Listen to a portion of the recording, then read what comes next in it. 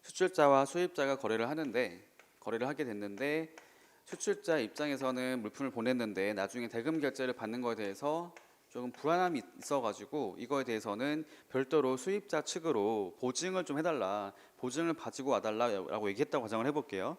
그러면 수입자 입장에서는 자신이 이제 직접 다른 어떤 기관, 보통 은행 같은 거 통해 가지고 은행을 통해서 이제 보증을 해달라고 요청을 하게 될 겁니다. 보증 요청을 하게 되고요. 그러면은 이거에 따라서 이 수입자의 신용도가 이제 적정하다라고 보여지게 되면은 보증을 해주겠다 약속을 하게 될 것이고, 그럼 이 은행에서는 이제 수출자로 하여금 보증을 하게 되겠죠. 내가 여기 있는 수입자로 하여금 혹시 수입자가 대금 결제를 하지 않게 되면은 내가 그거에 대해서 보증을 하겠다, 뭐 내가 대금 결제를 해주겠다라고 약속을 하게 될 겁니다.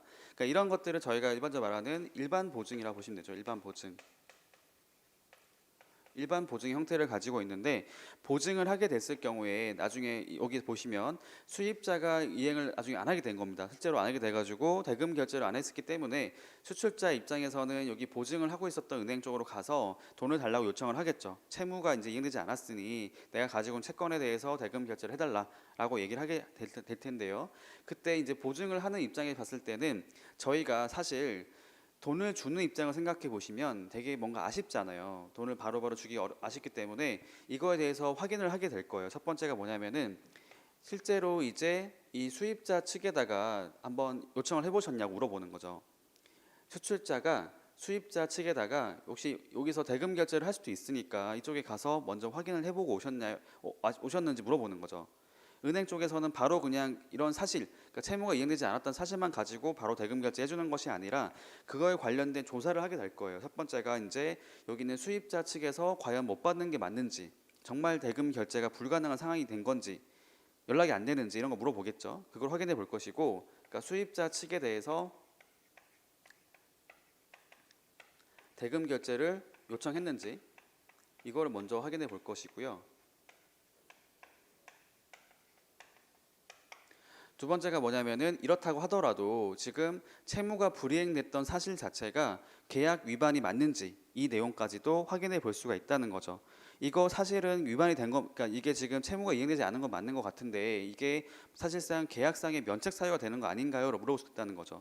예를 들면 불가능적인 사유가 발생했다거나 다른 제3의 이유로 인해 가지고 대금 결제 의무가 없는 형태가 된데 불구하고 나한테 요청하는 거 아닌지를 확인해 볼 수가 있다라는 겁니다.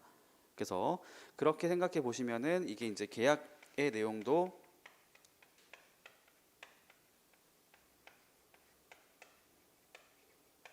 이 내용들을 보게 된다는 거죠. 수입자를 통해서 대금 결제 요청했는지, 그다음에 계약의 내용에 일치가 되는 상황이 맞는지 이 두 가지를 확인해 보게 된다라고 보시면 될 것 같고요. 그래서 첫 번째 보시면 이제 수입자라고 하는 1차적인 채무가 있는 거잖아요. 보증을 생각해 보시면 보증은 1차적인 채무가 아니거든요. 2차적인 채무라고 볼 수가 있는 거죠. 기본적으로. 그래서 보증을 하는 자는 1차적인 채무를 가지고 있는 자인 그 자에게 먼저 요청을 해보고 안 됐을 경우에 이제 2차 보증, 2차 채무를 가지고 있는 나에게 와서 돈을 받아가라고 하는 거잖아요. 이거를 이제 저희가 말을 할 때는 보충적이다, 보충성이라고 표현을 쓰게 돼요. 보충성. 원래 가지고 있는 그 채무가 그러니까 주채무가 아니라는 거죠. 종속적인 채무다라고 얘기하는 겁니다. 그다음에 두 번째가 뭐냐면 계약의 내용이 일치가 되는 것인지, 즉 계약의 내용들을 확인해 보는 것인지, 이 말이 뭐냐면은 이거는 보충성이 아니라 이제 부종성이 돼요. 저희가 표현을 쓸 때는 부종성이라고 해가지고요.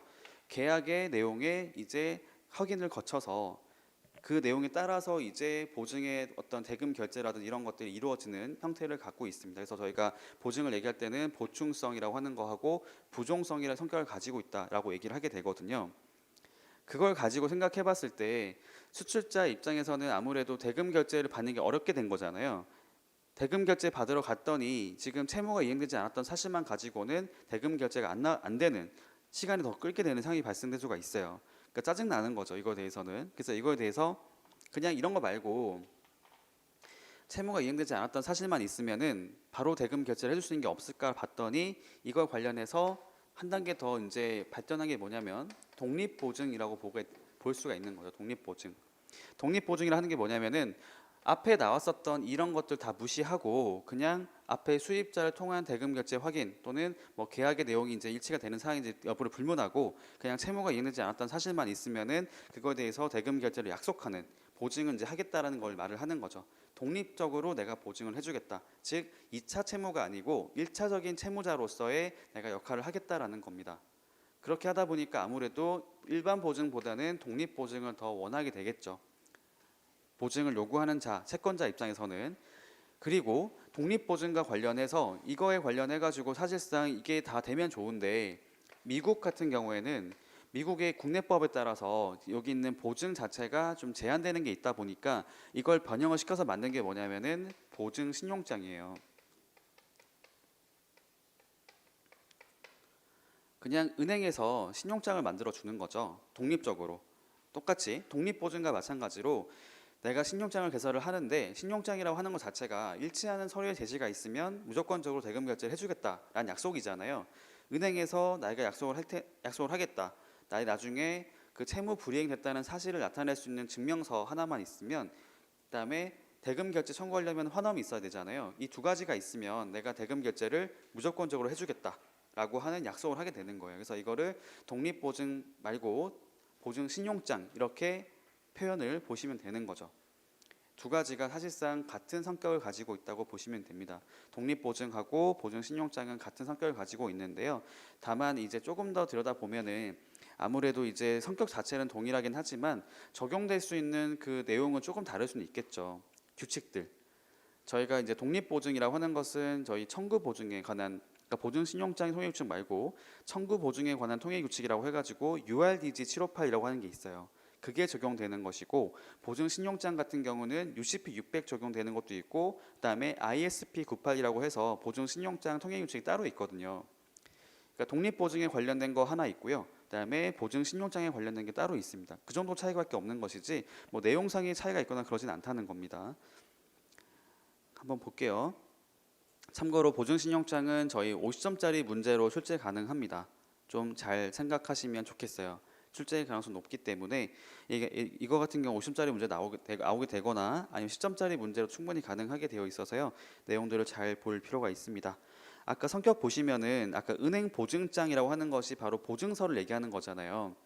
아까 제가 독립보증 이걸 말을 했던 거죠. 그러니까 은행 보증장과 사용 목적이 같지만 보증장 대용으로 발행되는 신용장이다. 즉 독립보증을 대신하는 역할은 같지만 같은 성격을 가지고 있는 별도의 서류를 보증 신용장이다라고 얘기한다는 겁니다.